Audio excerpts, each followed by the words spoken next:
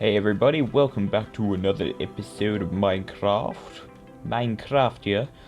This week I've mainly actually been abandoning the things that I've been working on and done a whole lot of landscaping, as you can probably start to see here. Basically, I focused all my attention on putting up a perimeter wall and lighting up the area within it. So if I can get some high ground, I'll be able to show you. So it starts down here. It goes all the way around, encompasses the slime farm, goes over the top of the tunnel over there, around all the way to that corner over there, comes back over here, encompasses the whole village, and plus more space to expand the village, and back around here. So it's been quite a lot of work, pretty much the entire week's work, just to get mainly the lighting. The lighting was kind of the thing that took forever because it's in this pattern, as you can see, which meant actually counting out the blocks. I am 100% sure when I eventually give out the world save for people to look at, I'm 100% sure that the lighting is wrong in many places. The pattern just gives up, like you can see there, it's a bit wobbly, and basically I just wasn't as accurate as I wanted to be, but it should still nonetheless keep mobs from spawning in this area, hostile mobs that is, and that's what I really want in the long run. I want to be able to know that I can walk out of my house at night in this area and not have to fend off a creeper. Now, having said that, there are definitely a few places where it's still an issue. The lighting is still an issue. As I go around, you'll be able to see that there are definitely a few spots where, well, I mean, there's a spider here for a start. Over here, like near the mountain, because I haven't really lit the mountain, obviously mobs can spawn, but also there are just some other little random parts where there definitely are mobs spawning. One good thing about this is having a lit area. The spiders tend not to attack you, but this one is, so I could just be very wrong. I've obviously gone with the jack-o'-lanterns because they're so incredibly cheap, and I don't know how many I've used. I mean, obviously it's several hundred to light this area up. I'd say close to 500 probably. Yeah, oh, another reason why there are definitely mobs in the area is there are lots of caves underneath with entrances that I'm still trying to go in, light up, and then block off. But there are definitely a lot in the area, and they're kind of just wandering out of them, which is not great. Actually, I don't need to sleep at the moment, but I will get myself a sword. One thing which I think will hopefully get done today is I plan to build a tree farm over in the corner. I'll just go over there now and show you what I mean, but I've sort of, over the time that I've been working on it this week, cut out all the trees over here, and I want to replenish it and probably have a bit more of a efficient pattern to it. Not that I actually completely understand the efficiencies of trees in Minecraft, mainly all the different types of trees too, but nonetheless, if we can grow a whole lot of different types here and just harvest them and then keep doing it, then that would be handy. I've been cutting back some of the hills too. This one here was like a weird sort of chunk error, I think, and so I've kind of, they don't look natural, but they flow more easily, and that's all I really care about at the moment. So let's cut down the last of these trees over here, and then we'll work out how we're going to, is that an Enderman? Yes, it is. He looks tiny. I don't know, it's probably just a field of view. Something about him looks like absolutely tiny. That's just that dude there, isn't it? Yes, it is. So our fence is already doing its job. Another thing I'm going to have to do eventually is create some entrances and exits and gates and so on. I mean, obviously on this side I've already got that in effect with the tunnel. But I want to implement something possibly like a portcullis, but I want it to be automated, but I don't want it to be like a massive, huge thing. So if I can find a way to to have like a clean break in the fence. Maybe I might just have to have like a one high gate, one high fence, which acts as a gate and then just as pistons. I don't know. Something to think about. Ooh, an apple. Ooh, an apple. Ooh, an apple. I actually saw that before. I was just too lazy to pick it up. Whilst I'm down here, I might as well look at what saplings I've got. So I've already got some birch and some oak. What else have I got? I've got dark oak, spruce. Might as well just add those. I've only got 10 acacia, or however you pronounce it. Acacia? I'm not sure how you pronounce it. Yeah, so I've only got one spruce. I don't have any jungle. I don't even remember if the jungle ones drop wood. I think they do. I drop saplings, that is. I think they do. But I've got so many bloody flowers. This is just... Oh, don't want the seeds in there. Take my flowers. Okay, so I'm definitely not going for any efficiencies here. But this is just a first start. I mean, I know you can build on sand. You can definitely make space-saving, you know, ultra close together, compact ones. Tree farms, that is. But this is mainly just like, you know, plant a tree day or whatever.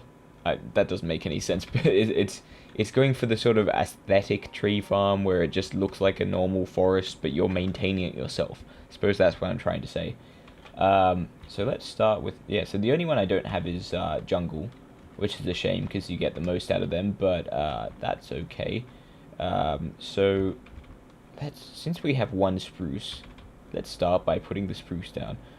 I know now Bruce, birch and spruce, or Bruce, commonly known together as Bruce, definitely need some more space between them and other types of trees, as in 4, I believe now, having read that stuff. So we'll go spruce there, and then we'll go birch. 1, 2, birch, 1, 2, birch. I should probably not be following the actual pattern and then just, you know, actually making things look nice, but whatevs. Need space of 4, let's put one there. Let's put these in like a weird pattern. We'll do 2 apart, but sort of a bit more staggered, because I have so much space here that it doesn't actually matter.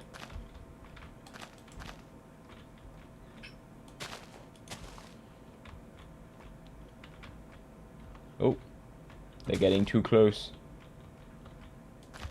Don't cross the streams. 1, 2, 3, 4. I have so many oak saplings, it's unbelievable. It's actually unbelievable. I cannot believe how many I have. I cannot believe how many oak saplings I have. Okay, this is just going from like actually trying to make neat rows and stuff to just put it down anywhere. But hey, we'll see how it goes. Okay, so we've got a fair bit of space to put this other stuff in. Let's put the acacia ones in the middle. Acacia is... most people don't build with acacia, and I don't really either, other than to like accent things. But it's still a very interesting wood, I think. A lot of people find it very ugly, and I don't think it's necessarily ugly, it just doesn't really go with anything. There's, like, if you look at the bottom of the stable here, I've used acacia to line... I hope that I'm actually getting my trees right, and this is acacia, but I've used that to line the bottom, and I like it there, but... yeah, I don't know. And I'll definitely be using it more in the future, but probably one of the ones that I don't have a lot of and want to have more of is dark oak, but I've only got, what, 6 of them, so... see, there are still skellies in this area.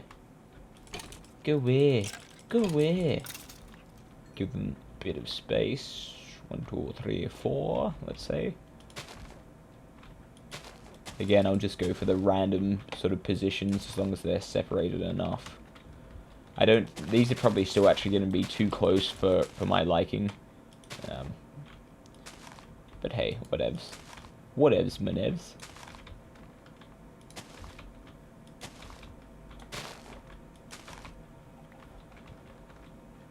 Okay, oh, there's a creeper. Hello. Oh, he's coming towards me. Bollocks. Bollocks. Oh, bollocks. So we've got the forest up and running. You know what I might do, seeing as I have such a big supply of it anyway, I might get some bone meal and just enlarge all of them, and just so we can see what it's like. I'm not that concerned. Oh wow, I have 54. Oh, I have a lot more here. Okay, you know what? I'll take these and I'll plant them after not that I really need 54 more oak trees, but once I've done the bone meal. Actually, no, I'll save them, because if the saplings are not as efficient as I hope and I need more, then I probably should have a supply. That is not all my bones, I don't think. I think I've got some bones in that chest. Probably should have checked that. 7 bones. Hurrah! That's a lot of bone meal. But I don't use my bones for anything else, so, you know, whatever. Oh, so some of the trees are actually growing already. That's cool. So let's see whether... That's just... So some of these may still be too close. Or they're not gonna do it unless I so. Okay, so it takes a few taps with bone meal, I forgot that. But I have a lot, so...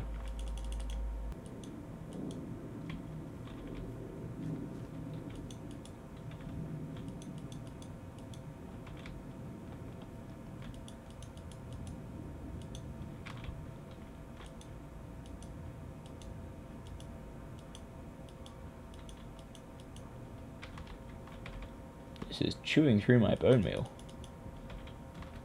Let's go and get some of these ones up and running. So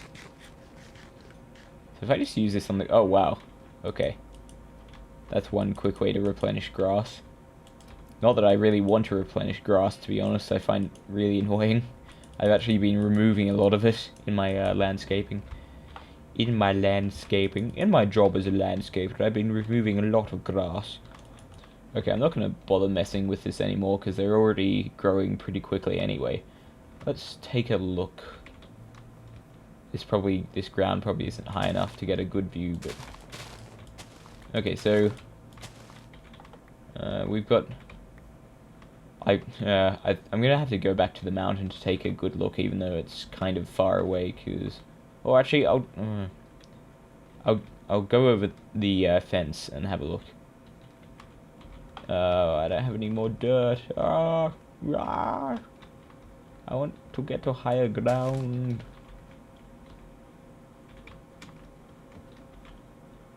Okay then. Okay.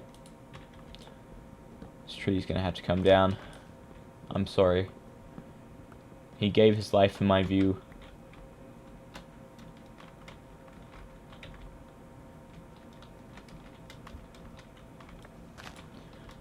Okay, so, yeah, I mean, it looks kind of sparse at the moment, apart from that area, which is full of trees, but, I don't want it too sort of close together, and what I probably will do is I'll end up, like, this sort of natural ridge that runs along there will become the border of the tree farm, I reckon, because at least at the moment, I don't need that much wood, and that would be a fairly significantly large tree farm anyway, even without the efficiencies that I've decided to abandon. Yeah. Alright, well, I think that's probably about it for today. I've got the perimeter going fairly well.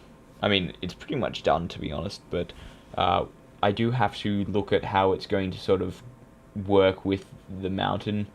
I've kind of ignored that for the moment, but that'll be the next thing. I reckon this next week I'm going to start planning out the mountain and digging out the what's it called, the courtyard sort of thing that we talked about last week, and yeah, we'll start to work on that project. But having this area lit up is really a very handy sort of thing, because I was constantly going out and like damaging my house by having creepers explode like around the corner or whatever, and it also has just helped the efficiency of the mob farms, the slime farm in particular. If you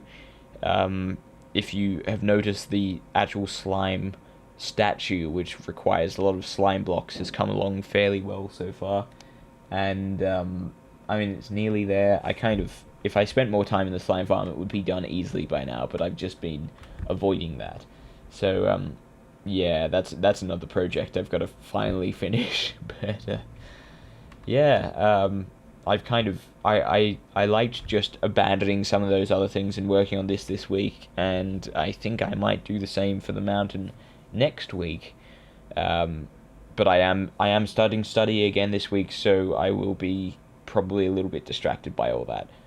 Until next episode, guys, I'm out.